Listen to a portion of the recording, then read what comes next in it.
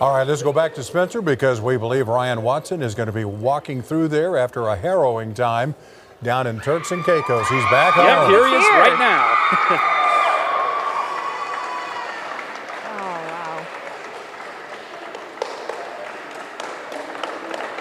Greeting his kids who he hasn't seen in months.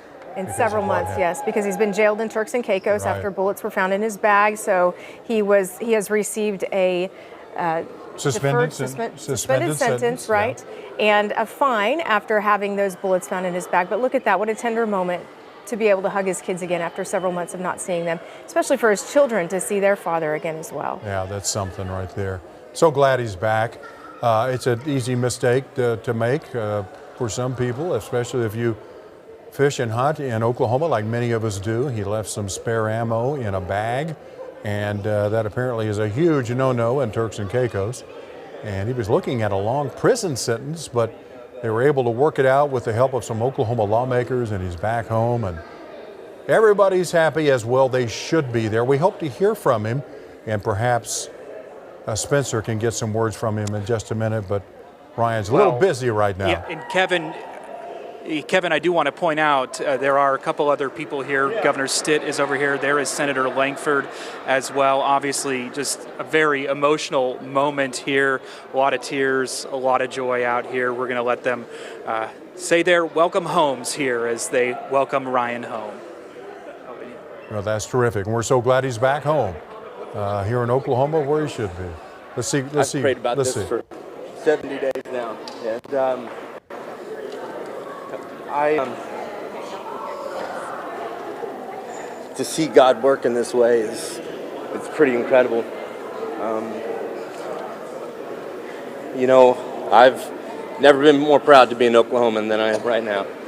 The way that our elected officials came to bat for us, he adopted every one of us that were, all those guys adopted every one of us that were on that island that day, and man, they've seen us home. They never gave up, and I'm so incredibly blessed. The fact that Oklahoma's responded in the way it has, the amount of just friends and family and strangers that have responded to us in prayer and gratitude and just service.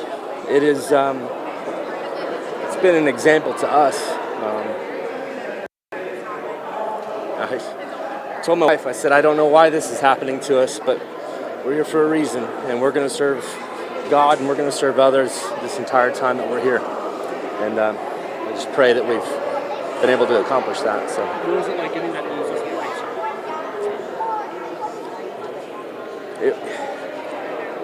It was a huge weight that was lifted.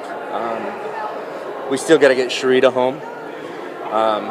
She's my adopted sister now, so we became a family. You know, whenever you're fighting for your life with somebody else, you know, you get a relationship that's forged in fire.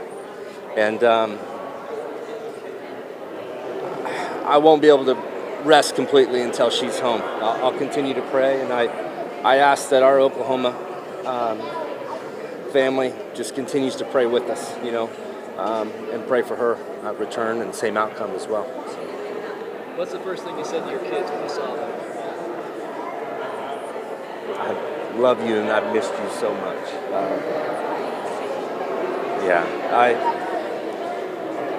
I snuck a family photo in the lining of a Bible when I was in jail, and I prayed about this in a pretty dark place, and to see that this has been answered, I'm so grateful. What's the first thing that you want to do now that you're home, back on U.S. soil, back in Oklahoma? I want to give these kids I just want to restore our family for a minute. You know, I still can't rest until Sharita's home. I pray for her. It's an impossible situation, you know, to have a mistake that could potentially cost you let's face it, it's your life. It's a draconian sentence that should have never been put in place. It doesn't make sense. It doesn't accomplish the law that they had, or it doesn't accomplish what they were trying to accomplish by putting that law in place. And I just pray that that they continue to make progress. They amended the law that went into effect on Wednesday, and it had bearing on my case. I pray that it continues to have further bearing on Sharita's case as well. So, Ryan, you got a lot of people here. What were some of the things that kept you going this whole time?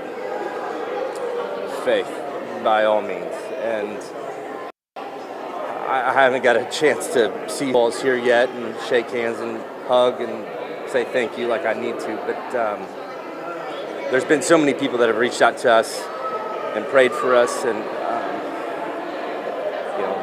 that's the only thing. I can't imagine somebody going through this situation without faith, right? It would be impossible. We serve the same God that rescued Peter, Paul, Silas, Joseph from imprisonment, right? And he's seen us home today, and I praise him for that. So. Why don't you go to your family, go spend some time with your family? Yeah. You're welcome home. Thank you so much. You guys.